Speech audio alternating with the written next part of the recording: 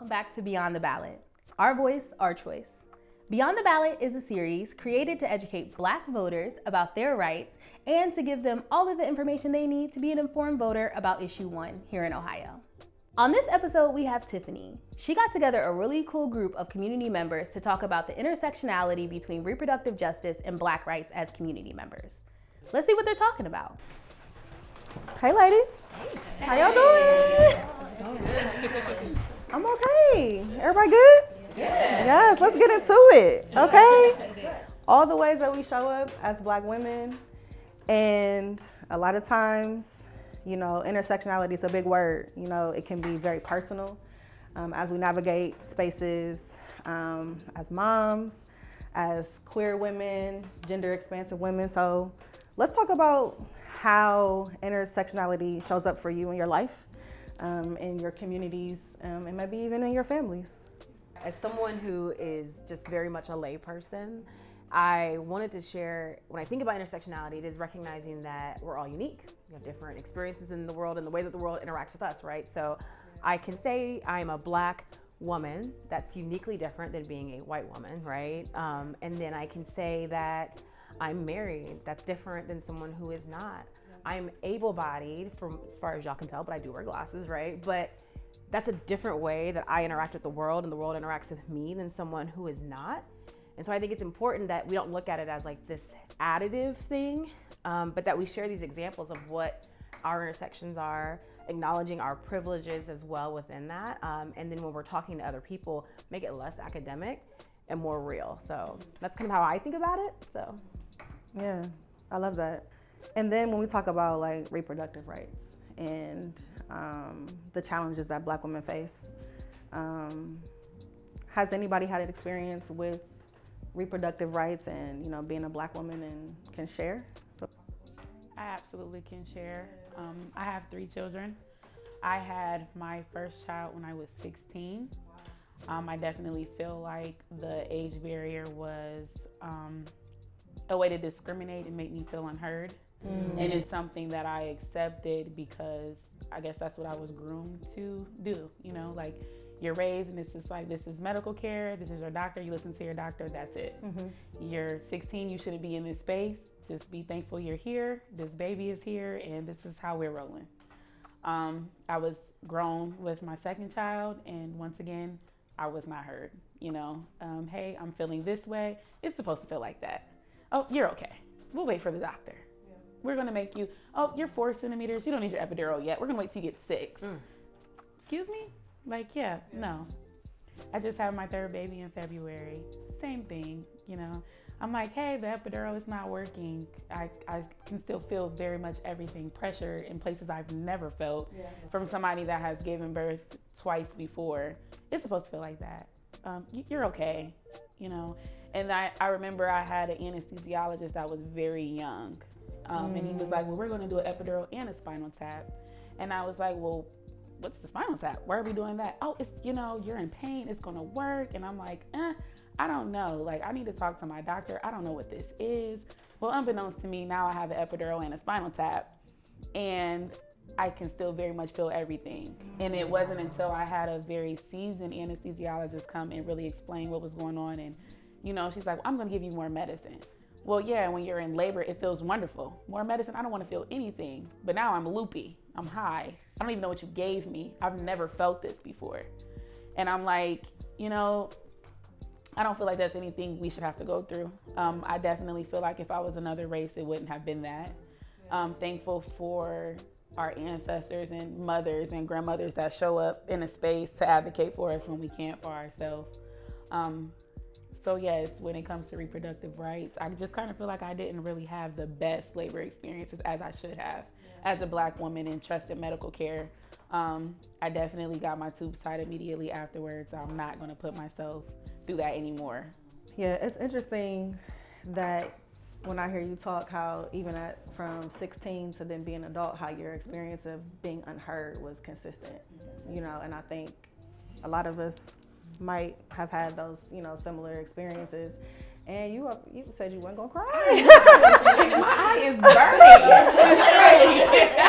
Literally. Yeah. I think what you also identified was the role that your age played. You know, like socioeconomic class. That's why when Beyonce and even Serena Williams talked about their issues, I'm like, yeah, so they got all the money, but what are they? They're still Black women. Wow. And that's what intersectionality represents to me, because it says that, you know, we may not have all of the same traits all across the board, and we may not all fit into the same kind of boxes, but when it comes down to it, we are all who we are, and we share in so many different things, more so than we're different, right? Because at the end of the day, when we were in those labor situations, we're all Black women, we're all, you know, in many ways in those situations deemed to be voiceless or not even felt to have the capacity to speak on what we're feeling. Like, it's not credible to them, and nothing else mattered. We were just, you know, kind of there trying to hoping and, you know, bracing ourselves that we would make it through the experience. I had a child in February as well, and I had such an anxiety going into the hospital because I truly was scared. I had, you know, every time you turn on the TV, social media, you see so many accounts of Black women who don't make it out. And let's be also honest, a lot of those cases are preventable. You know, we hear that they pass or something happens just due to neglect, due to the fact that someone felt that their voice wasn't credible enough to take them serious. So that is a true fear and anxiety, and I think that we have to start pushing the narrative that our voices do matter. We do know what's going on with our bodies, and then also that they have to start respecting that truth that we have. Yeah. And I think too is this, you know, we all are having just these different experiences and have different needs, different resources and requirements. So in 2019, in the old relationship that I was in, we wanted to have a baby. You know, we wanted to have a baby, and we did our research. And luckily, there were other Black women that could answer our questions. Because it's just like, you know, there's not a man involved, so what are we going to do? You know, what are we supposed to do? And we didn't know, like, what to do. So we get our information, and it was really hard trying to find a donor. Yeah. Well, where did you get your information first? We got our information from other friends that had, you know, went the same route. You know, they went to the cryo bank. They did this, did that, taking certain supplements. Are you going to do IUI? Are you going to do IVF? You know, does our insurance cover it? Does the, you know, it became a whole, just you go down this rabbit hole of information, and it's overwhelming. And it kind of makes you like, do we want to have kids? This is a lot, you know, and it's like, and it's expensive. You know, once you start, we finally found a Black man after months and months and months and months of searching.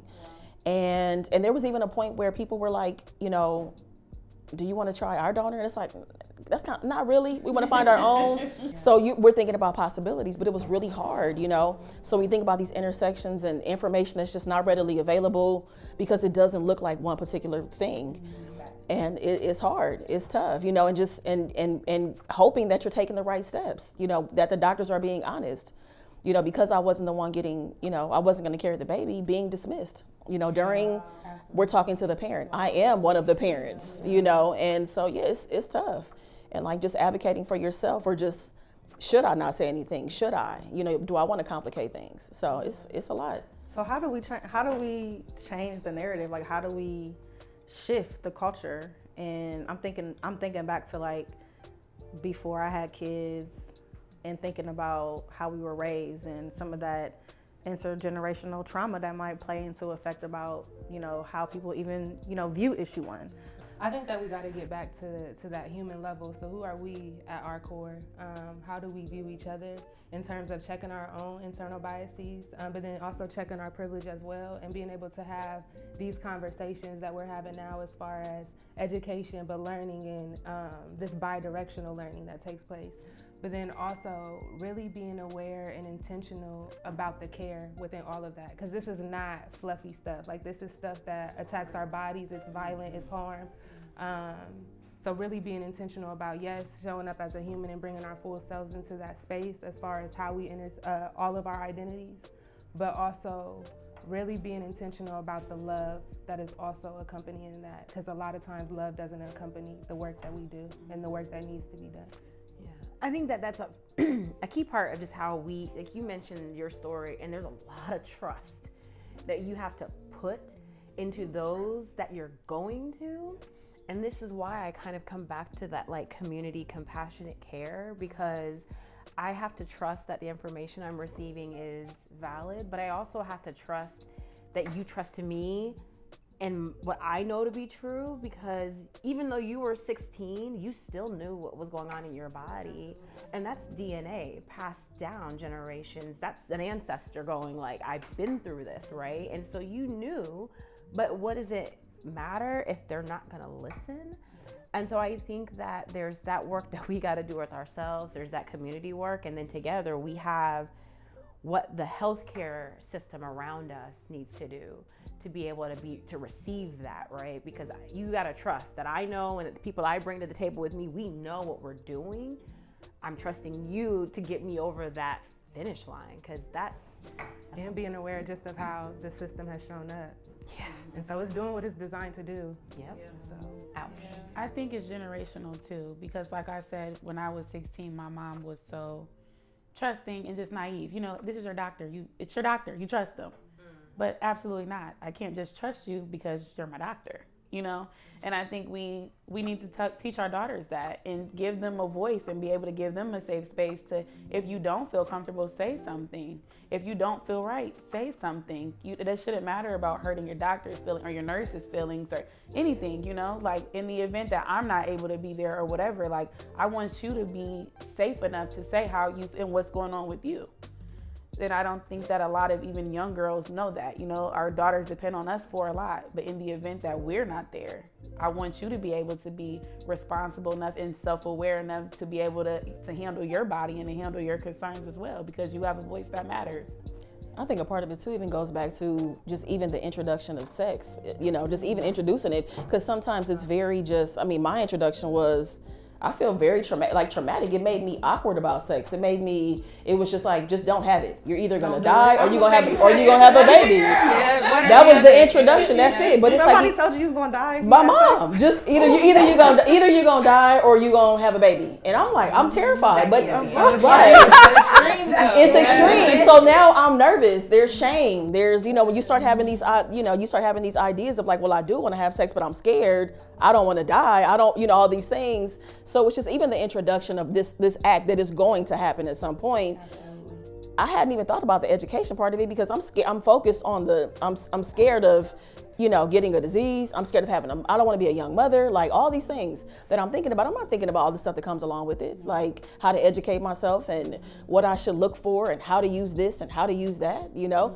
you just kind of throw yourself into the act once you get past the trauma of like, okay, I do want to do this thing, so I'm going to do it. You know, I'm not thinking about all the other stuff, you know? Right. So, I mean, I think it's even just the bare minimum of just like the basics of like the introduction of sex and your relationship with your body and having sex with somebody else, you know? That's what intersectionality is calling us to do, which is to say, like, you could say that sex is this plus that, but there's a whole spectrum of activities that could occur here that lend itself to ignorance, you know what I'm saying? Like, I remember my first question was like, so what is oral sex? And I kid you not, my grandmother said 68 and I owe you one. And I was like... But even in that, it's so like, you have to interpret what like, that what means. Does that mean? So, but I think... So what was the follow-up question? Honestly, she just left it at that, which meant I had to go talk to my mom. Again, and my mom was like, okay, that was a fail. But shout out to my household for these kinds of conversations to be available, because I asked a lot of questions and they gave me answers, funny or not. But you're still right. I mean, there were still a lot of things that they didn't say or I had to figure out. But it's just a matter of when we're mindful of the various intersections, then that conversation may look different. Because if you're someone who's not interested in penetrative sex, then let's talk about what it looks like over here. Yep, there's so many other things. But I still need to talk about it. Because I think we talked earlier when we were just talking about reproductive justice is not just one thing or this one thing. It is really like a life work of trying to figure it out. So let's talk about like how the issues of issue 1 impact social justice specifically in our communities. Body autonomy, for sure. Whether that is, I'm gonna specifically speak to birthing bodies and birthing people. When they go into for those healthcare visits, whether in that prenatal period, labor and delivery, in that postpartum period, they are not receiving the same care as their white counterparts. And even in that, even if they do have the tools and resources to empower and advocate for themselves, they still aren't, the system isn't set up for them to receive those same resources. And those barriers are existing, whether they are housing, whether that is familial in terms of the support that their children receive as far as education. It affects them at every single level, even their father. So if their father gets killed today, that's reproductive justice, because now that mother has to care for that infant by herself. And the system is looking at her like, oh, well, this is a single mom, but why? That's reproductive justice too. If I could add to that, because you said it perfectly when we talk about just the full circle of life. You know, here in Columbus, we had Takaya Young, who was 21 when she was pregnant and murdered in a Kroger parking lot. And so you can think about whatever she did prior to that interaction with the police officer that would eventually take her life. But ultimately, she was carrying a child. She has 2 children, and that is the reproductive justice would say that she has a right to live, that her life mattered, the 7-month baby that was in her body, that child's life matters. And so now the whole community, when we think about just the broader impact of this work, is affected. There's PTSD.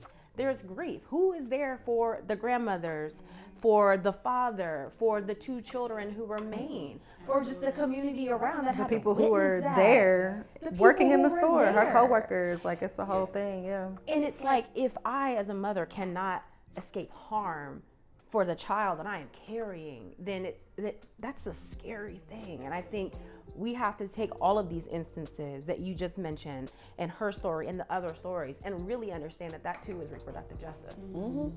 Yeah, it makes me, there's so many things we could address in social justice. We could be here all day, I'm sure, talking about it, but it makes me think about, you know, the Black women, the Black people who are experiencing issues with fibroids and endometriosis. And what's the first thing they suggest is a hysterectomy. There's no treatment. There's no discussion about stress, environment, a plan, you know, removing something from your diet, adding something to your diet, or whatever. You know, we're not having that conversation. You're just stripping this person completely of parenthood. And that's the first option that's given. I mean, I've had so many conversations, especially like in my late 30s about, you know, well, the doctor said I should get a hysterectomy. That's it? There's no other, nothing else offered? Right. You know, and it's like they're in so much pain that it's like, I still want kids, but I also don't want to be in pain. You know, so then you have people that don't even get a chance to experience parenthood because they're like, this is the only thing that's been given to me. But we haven't considered a second opinion, like nothing. There's nothing given, you know? So, I mean, that's a big part of it as well. I'm glad you uplifted fibroids. And I know lots of my friends who deal with that and women who want to be moms.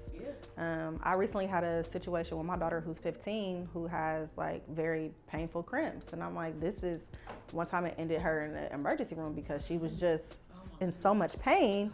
And, you know, over the counter wasn't working. So took her to a specialist and you know, the doctor was like, okay, well, we'll test her because, you know, she might have fibroids and she might have to get her, she was just suggesting that we go to the extreme with a 15-year-old. Right. And I'm like, I asked my daughter to step out the room because listen, what we're not gonna do, I'm like, my daughter, she's not sexually active. She may or may not wanna be a mom one day, but for you to come in here and suggest that we go to an extreme, it's unacceptable. Right. Period. You know, so like, why are we pro-life advocates in that? Exactly. Like, yeah. It's either one or the other. Yeah. Yeah, because pro-life means you care about the life that's here, you know, and for the entire life, you know, not just as, you know, a fetus or a baby, but it includes the entire life. So yeah, thank you for uplifting, you know, individuals who are struggling with that because it is important for their stories to be understood and to be heard. So thank you for that. So I want to talk about like education, like awareness, and that could be, you know, in an educational setting, but like even educating like within our families and our communities. And I really want to talk about, you know, how we, you know, do educate our young people, our young Black people, even, you know, our Black boys, you know, because they have there's some challenges there, you know, with seeing themselves in fighting for reproductive rights. So what are your thoughts about how to educate and keep our communities aware? Well, I think education is a form of advocacy, right?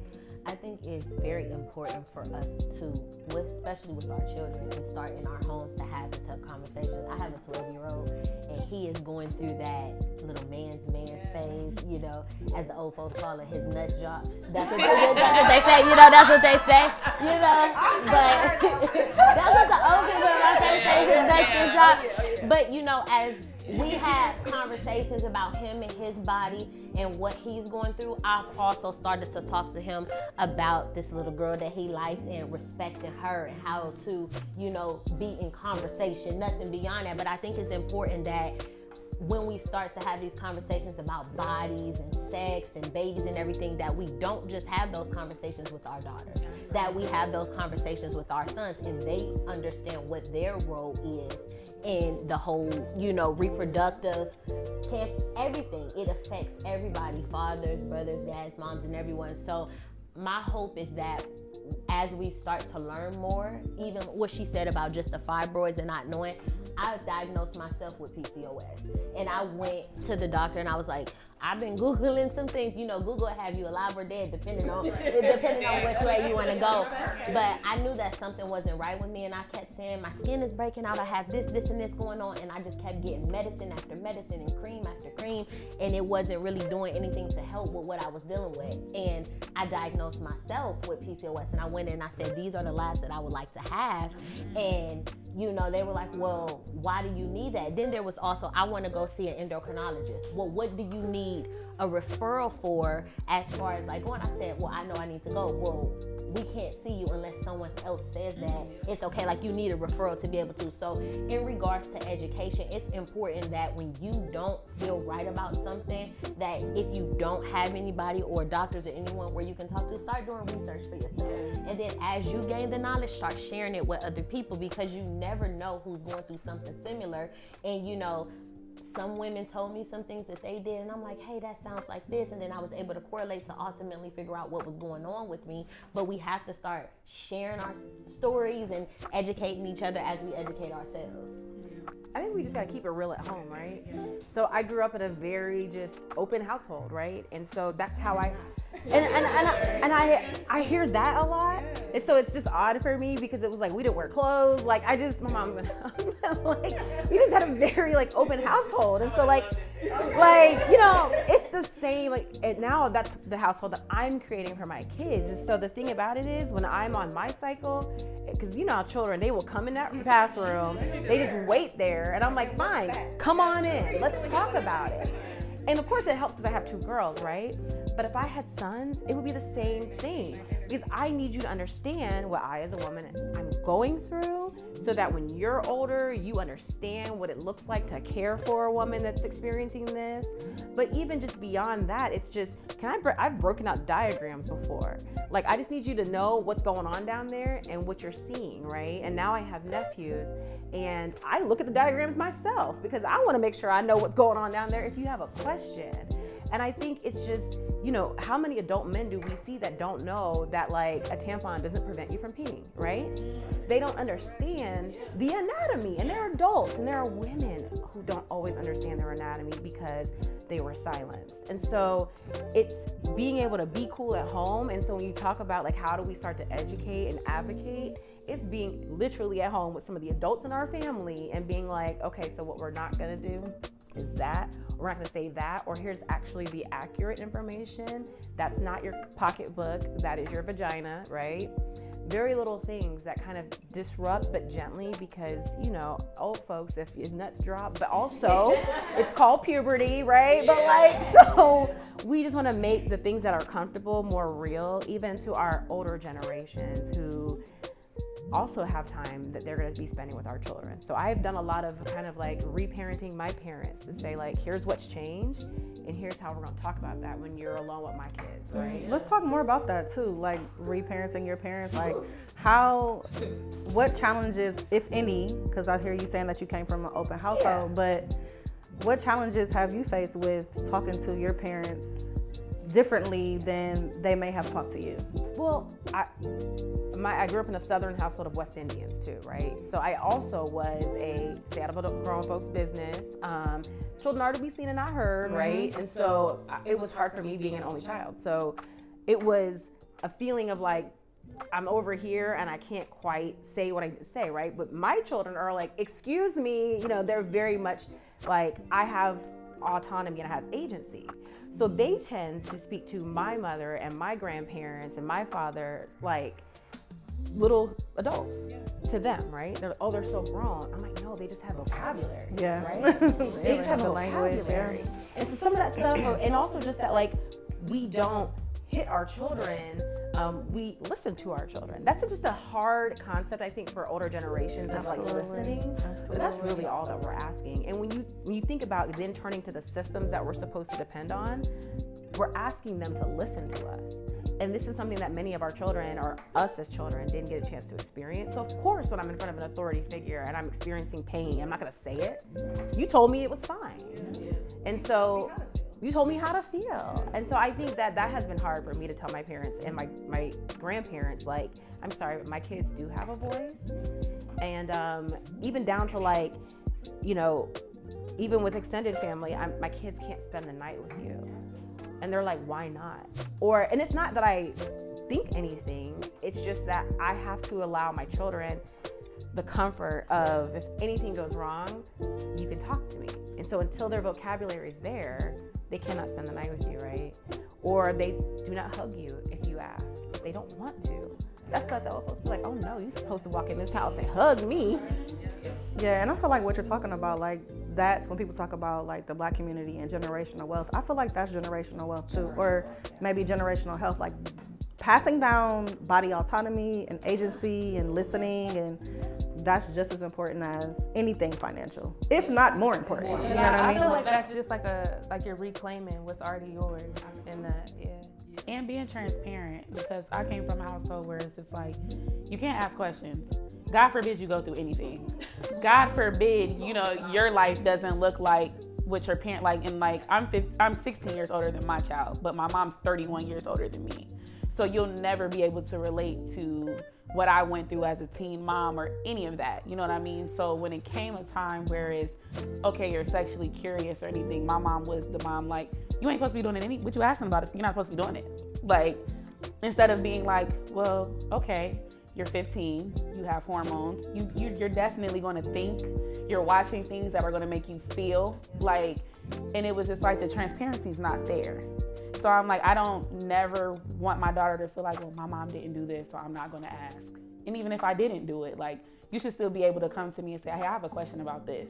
Or I have a question I'm thinking about this, I've seen this, it kind of intrigues me a little bit, like, and it's not like, well, you're weird, you're not supposed to do that. Like, no, you're you. And I don't want you to make the wrong decision, so we're gonna talk it out. And if I don't know, we're gonna go find out. And I just don't feel like the older generation provided that for us. Like, I knew, like, my daughter, I said, you can't talk to me, you have a village. I didn't have a village. I had aunts and uncles and things like that, but I can't come to you, you're gonna tell her. Like, yeah. And then it's not gonna be like, well, Kara had concerns about it. I'm like, girl, she about to get fast on you. You might want to put her on birth control. You might want to, instead of just being like, well, what are you feeling? Right. Let's talk about it. Yeah, and that is, I think, just speaking about the older generation and kind of just maybe touching on the education and awareness part of it too. It's kind of hard not to involve social media because that's where everybody is. The older generation, everybody in between, everybody is there. They're somewhere on social media. So I really just think about how we find awareness in education, and then education, I feel like, opens the doors to possibilities to kind of just open it up to new things that you aren't familiar with, but going back to curiosity and stuff. So it makes me think about even my own experiences, somebody who is queer, I am masculine presenting, sometimes I'm not as masculine as I am other times or whatever, but the surprise on people's faces when I said I wanted to have a baby, I'm like, why are we acting surprised? Right. Like, I have all the parts, like I have everything, and everything is good, right? And I think it's about that, educating people. If you see a masculine presenting woman, don't make it a big deal. If you see somebody that's a trans man that's pregnant, don't make it a big deal, because you have to put that in front of people to say, this can and will happen. It is happening. So that you don't shame people so that they're going viral because you're embarrassing them because of things that you're just not familiar with. And I think that that's a part of the education part of it is too, is like saying that these people are a part of these communities, these people want to have families, and it just doesn't look the traditional way that you're used to, or maybe how we all were raised. Things are way different now than when we all were kids, and we have to introduce that and show that over and over again, and not just when it's convenient or a campaign or you know what I mean? Like you have to see it over and over and over again to realize that it may not be the life that I'm living, but it is a life nonetheless that somebody else is living, and it's not out of the norm. You know what I mean? I think that's a big part of it. Yeah, absolutely. And I hear like, I'm just listening to you all talk and thinking about like how issue 1 is like, it affects everybody, every generation, every age, because it's a community. Yeah. It's a community issue, right? And so has anybody talked to like their parents or their grandparents or even about the specific topic and like really like had a conversation? Because I think even the way, like for me, I grew up very Christian, and, you know, very around a lot of people who were pro-life, you know, and that's just not my experience as a 40-year-old woman today. And so having those hard conversations, you know, with family members or friends, has that been anybody's experience to like talk about this specific thing and like what's the response? I haven't talked to the older generation. What I did do was talk to my 15-year-old. But I think that with my life, it came full circle because my daughter's 15 and I was pregnant at 15. And I just wanted to know, you know, and I feel like we're extremely different. Like, you know, athlete, 4.2 GPA, like, I wish I was you, you know? So I'm like, if you were 15 and you put yourself in my shoes, and I said, and if you know, you mess around with a boy, you didn't have a safe space at home to come around and 1, say, hey, mama had sex. 2, say, hey, I'm pregnant. You know, like, I ultimately didn't even tell my mom I was pregnant. She found out at 4 months and just one day was like, hey, you ain't been using no pads. I'm like, yeah, I know. Yeah, sorry, oops. Like, you know what I mean? So, and I said, well, at 15, what would you do? And she said, Mom, I couldn't do it. And I was like, and that's the space I didn't have. I couldn't. My mom was one of those moms, like, you made your bed, you lay in it, and I laid in it. And I'm thankful, and I love my daughter, but I'm like, I would be lying if I said that I don't often think, like, if this didn't take place here, where would I be now? And I tell my daughter, like, I loved you enough that I sacrificed so much for you. And I don't think it's even a conversation about, when it comes to teenage moms, it's not you're not a child. You know what I mean? Like, you're 15, you're a child, but you're an adult. And my mom always makes reference to, like, you had the baby, I had to sign you out of the hospital, but you signed her out. And I'm like, yeah. So it's like, it's a weird space. So I was just like, that was just really my biggest concern. Like, it's not about me. You know, I have my two sides, I've had my kids, but I was just like, looking from my daughter's perspective and just young women, like, I would hate for somebody to tell you how you have to be. Like, your body, I'm your parent and it's not my responsibility. I can tell you what to do and I can show you, you're gonna make your mistakes, but I'm not gonna box you and you can't, or you must do this. This is your consequence. Like, it's too heavy. So that was just my thing. Like, I didn't want to be that parent to be like, well, if this was my child and she came to me and said, hey, I'm pregnant and I want to terminate. I understand what I did, you know, and I'm not running from it. It's not, you know, an easy way out, but I don't want to just hold my life back. I still have dreams. I don't want to be that mom to be like, yeah, no, you should have thought about that when you did X, Y, Z. Because I'm like, that's like a lifelong punishment. Yeah. Yeah, I had a conversation with my mom. We were talking about the morning. We were talking about Plan B and the morning after pill. We were talking about it because I just started doing a whole bunch of research, you know, just informing myself, thinking about the things that I just did not know. And I'm a plus size woman. My mom is a plus size woman. And we were just talking about like how the morning after pill, Plan B pill have weight limits. I didn't know that. I mean, I didn't even know that because I don't take it. You know what I mean? I had no idea. So when you think about that, you think about like just the position that could put black women in. I mean, if you do the numbers, our average weight size is bigger than, you know, right. So one of them is 160, one is 150, 160 or something like that. And then one is like 180. I'm like, or 195 or something. But I was like, what? Just the idea of like not knowing and having the education and information to say this thing isn't even effective. potentially, right? So what are my other options? So me and my mom were just talking about this as plus size women. Neither one of I'm still on the, I don't know if I'm having kids or not sure, whatever. But I'm just saying I would never have to use a morning after pill or a Plan B pill, but still talking about it because it's a part of issue 1 and just the issues that poses for people and how they have become pregnant because they didn't know. They thought they were, taking the right steps, doing the right thing, getting the money to go pay for whatever.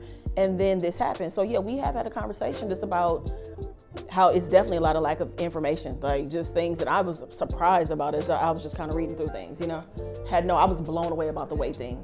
Didn't even know it. I had no idea. I had a conversation with a coworker, and she is in the space of wanting to become a mother, and she also has a religious background. And with that background, she is saying, I do not agree, with abortion. I don't think that that's right. And I said, well, how much do you actually know about issue 1 and what it's really saying, right? And she was like, well, I know that they saying that people can have abortions. I said, but beyond abortion, what else is it saying? And the people that I've had conversations about the issue about, no one seems to know what's being said beyond the word of just abortion or children having access to LGBTQA plus kids having access to the health care that they would need. So I said, I think that you should really take a look into it because you've had miscarriages before, right? And if we say no to issue 1, that means that some doctor or some politician, whoever they are, they may tell you that even if your pregnancy is not viable, that you have to walk around for 9 months with that embryo disparaged in your body some kind of way, and that could claim your life. You could get sick. It could be a lot of different things. I said, I'm not here to sway you either way. But what I do think is important is for people to start educating themselves about what it's actually saying and what that means for not just us today, but you guys we have daughters, we have nieces, there may be young girls that we mentor who may find themselves in a situation and not always by choice, right?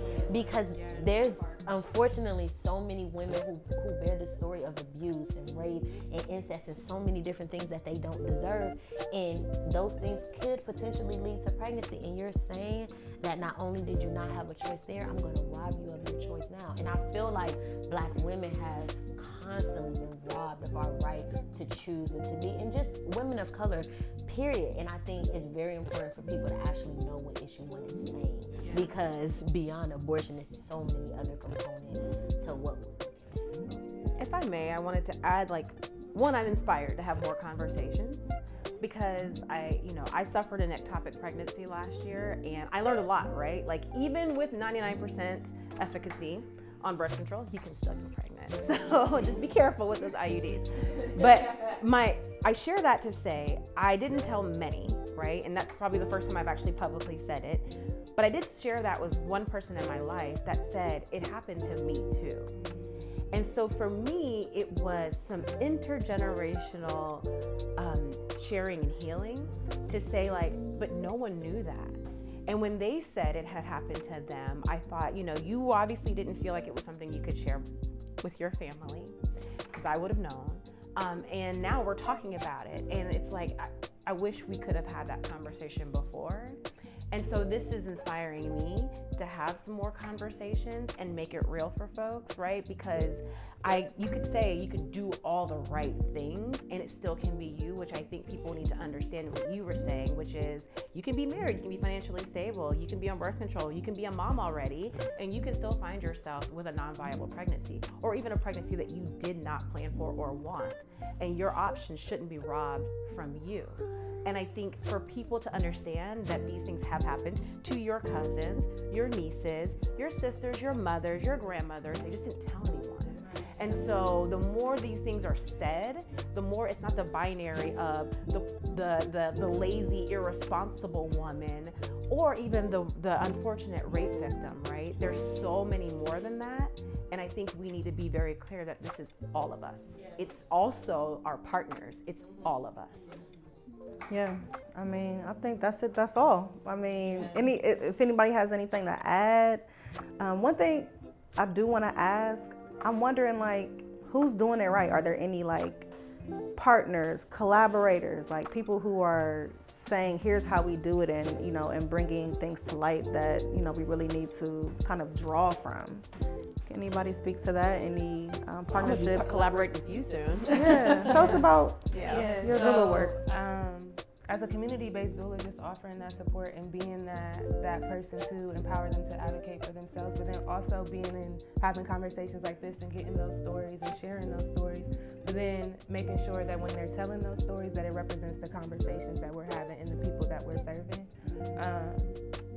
Just being intentional every step of the way, I feel. Thank y'all. We're gonna keep talking, but I appreciate y'all being at the table with me. It's been a pleasure. Yes, and we're gonna vote yes on them. Vote yes. Vote yes. We tell you. Vote. Yes. Get your grandmama to vote. Yeah.